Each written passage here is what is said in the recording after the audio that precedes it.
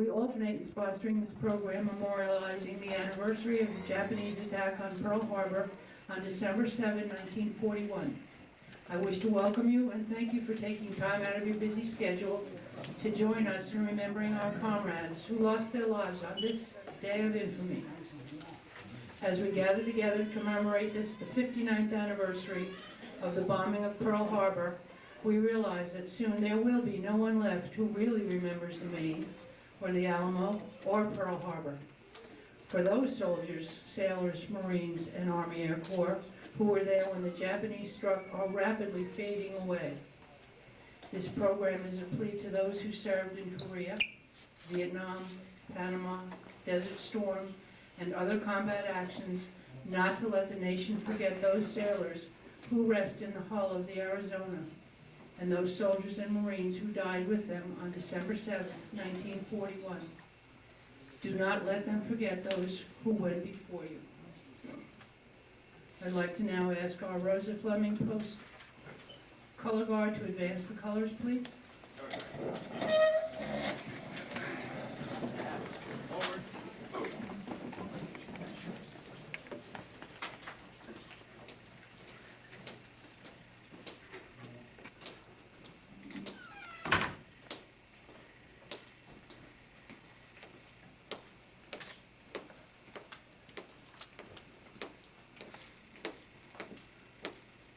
Color guard, halt. Left, face.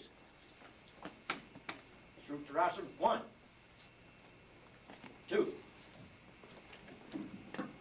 I'll ask our band to play.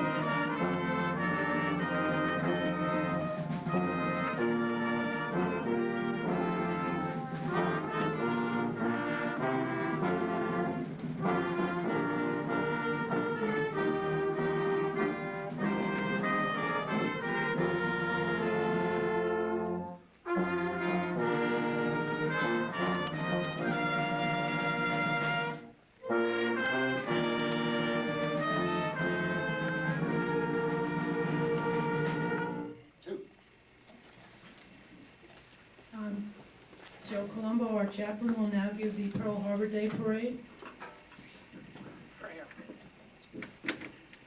Heavenly Father, we are gathered here to commemorate those among thy servants who gave their lives at Pearl Harbor 59 years ago to this day. Because of their dedication to duty, we still enjoy the freedoms we inherited from our forefathers. Though they served well, we are proud to call them our own. We ask to follow in their footsteps. We may continue thy service until thy summons comes. Then in the knowledge that we have striven to observe, the counsels and precepts may be worthy to be united with them for thee, ever and ever. Amen. Will the color guard please post the colors? Color guard. Oh, color.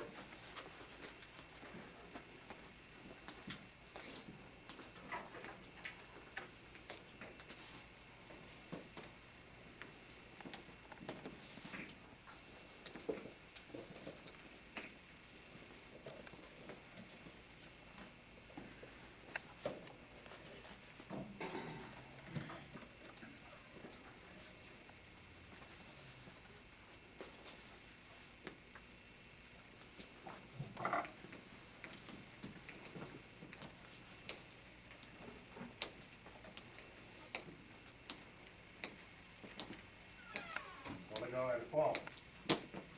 Right and left face. Shoot to Rosser, 1. Right. Hayes. Forward, hard.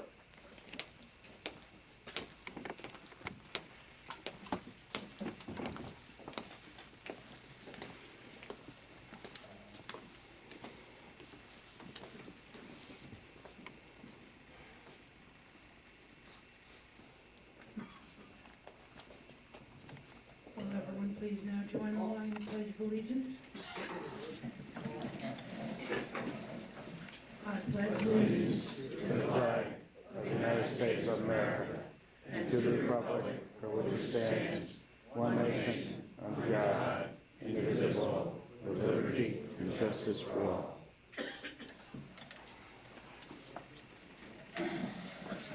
We were supposed to, at this point, have Jill Holden sing America the Beautiful. However, she has come down with a case of laryngitis. So I will ask to come up to the podium next, David Gibbs, our commander.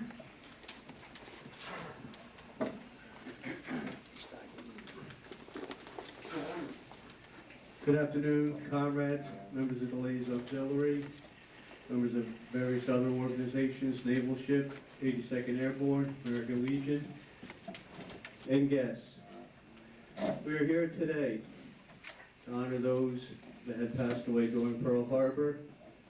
My wife had written this speech and looked it up for me on the computer. Give you a few facts. It says Pearl Harbor is an inlet of an island of Oahu, Hawaii, about 6 miles west of Honolulu. On this site, one of the principal naval bases of the United States. A few minutes before 8 a.m. Sunday, December 7th, 1941, the Japanese aircraft attacked an intimate surprise attack on the United States Pacific Fleet at Pearl Harbor. Peace talks between our two countries were occurring up until November 27th, 1941. At that time, negotiations had come to a halt. The United States troops were put on alert. On December 6th, President Roosevelt had made an appeal for peace to the Emperor of Japan. Not until late that day, the United States decoded 13 parts of a 14-part message that presented a possible Japanese attack. Approximately 9 a.m. Washington time on December 7th, 1941. The last of the 14-part message was decoded and was instructing the Japanese embassy to deliver this message at 1 p.m. Washington time. The United States, upon receiving this message, sent a commercial telegraph to Pearl Harbor because of communications were down at 6 a.m. Hawaiian time, December 7th, 1941. The first Japanese air attack of 183 planes took off from an aircraft carrier 230 miles north of Oahu. At 7:02, two Army operators were radar stationed on Oahu on the north shore, picked up the Japanese fighters approaching on radar. They made a contact with a junior officer who had disregarded their sighting, saying that they were B-17 bombers from the west coast of the United States. As the first Japanese bombs were dropped at 7:55 on Wheeler Field, 8 miles from Pearl Harbor. At Pearl Harbor, the ships at the dock were raising morning colors and singing the Star-Spangled Banner.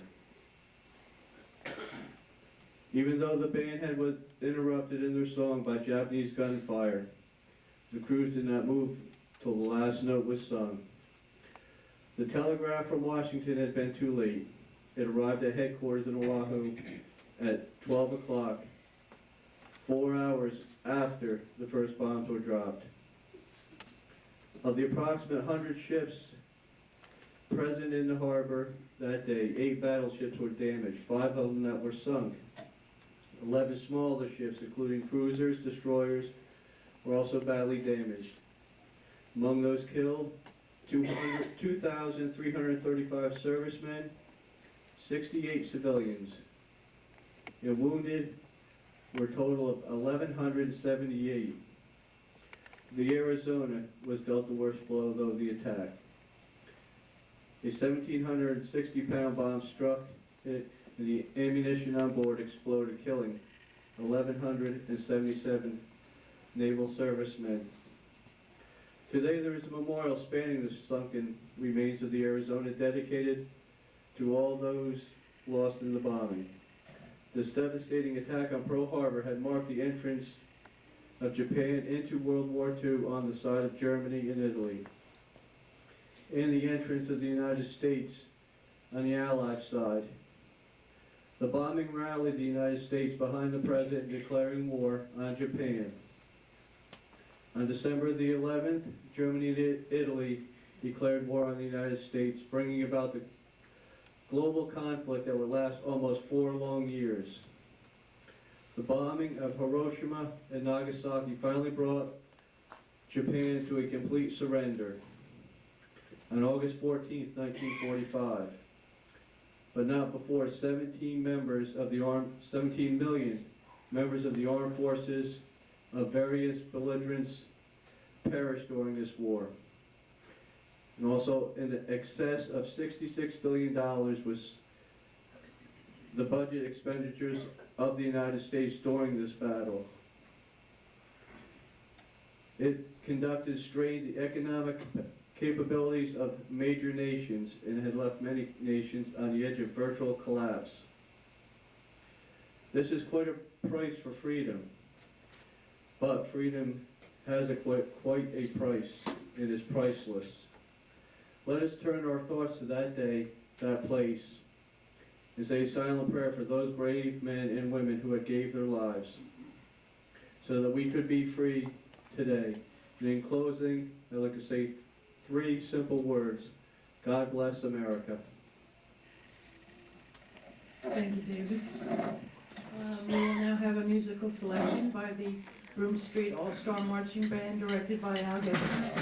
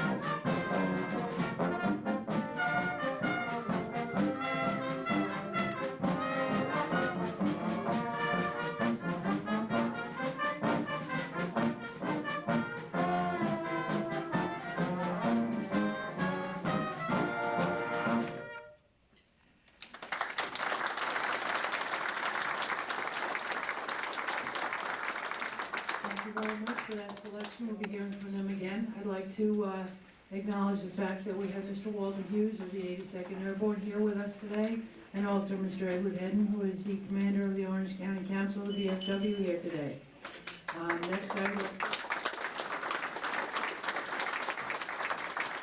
Next, I would like to present Mr. Richard Roberts of the Orange County Legislature. Thank you. That's a tough act to follow. Well appreciated. And Al Gessner, congratulations to you and your band members. Much of what I was going to say, Dave Gibbs has already said. But that doesn't mean that I'm going to be as brief as Harold would like me to be. Sitting here watching the band and thinking about what David had said as far as the actual facts of Pearl Harbor and the aftermath of World War II and everything that followed December 7th, 1941, made me think. And I know this is a program that's dedicated to the memory of those men and women who died on December 7th, 1941, and we mustn't forget that. But as I was thinking and watching the young people, I said, you know, in our schools today, we don't really teach what you just talked about, Dave, as far as the actual facts and the numbers and so forth of the actual events of our history. We more or less relate to cause and effect. What caused Pearl Harbor? What were the results of it? So I got thinking. Many of you, when you were in school, and I know these young people, probably around 4th grade, they start learning about American history. And the one date that they remember, one date that I can remember, and it was many years ago, I was in grade school, is April 19th, 1775. And our teachers would tell us, that's the shot at Lexington and Concord that was heard around the world. And they're right. Because that was the beginning of our Revolutionary War. When the British Redcoats marched from Boston the 16 miles to Lexington, and they met those farmer citizen soldiers at the bridge in Lexington. And we don't really know who fired first. There's stories the British did, stories the farmers did, but it really doesn't matter, because that shot was heard around the world, because it started a war that lasted another 7 years, and upon the conclusion of that war in 1783, a new experiment was founded in government called democracy. I think any of us sitting here that, and I know Joe Colombo just told me that the Supreme Court made a ruling a few hours ago. The election that took place last month and all that's happened in the last month has tested that democracy that was established by our citizen soldiers in the Revolutionary War. That democracy has lasted these 200 plus years, has been tested many times, especially this last month. And I have never felt in the last month that we were at risk of a collapse of our government. I know that eventually the laws and the courts and so forth will prevail. We will have a president installed, rightfully so, in November or in January, and we will accept that, we rally behind that, and we will have 4 good years again as an American democracy.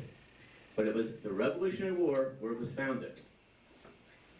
And all through our history, though, if you remember your history, starting with George Washington, our first president, he warned this country against foreign entanglements.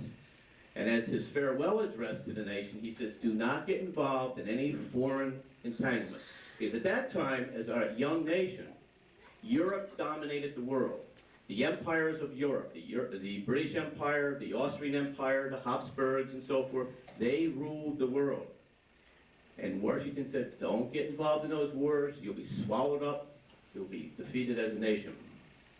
So for the next 166 years, we were basically an isolationist nation, if you recall, except for World War I, when Woodrow Wilson was our president, and he just got reelected by using the slogan, I kept you out of the war, was his slogan for his second election. I kept you out of the war. Because for 4 years, 1914, that war started. 1916, when Wilson was running for re-election, he said, I kept us out of it. We're not going to get involved in that war. That's a European entanglement. No place for us. We're going to trade with both the Germans, the British, the French. We're going to prosper as a nation and not get involved with our manpower. Well, as you know, we got involved in World War I. We saved the world. We went to Europe. We fought. We obtained a victory for the Allied nations. Woodrow Wilson, upon conclusion of that war, went to Europe with a great plan. He had 14 points. Self-determination of nations, etc., etc. But one of his great plans was the League of Nations. He wanted to create an organization that would prevent future World War I's. As you know, he made several mistakes. He did not take the majority members of the Senate and the House of Representatives with him to negotiate that treaty.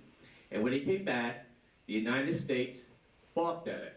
They didn't sign a treaty of World War I and never joined that League of Nations.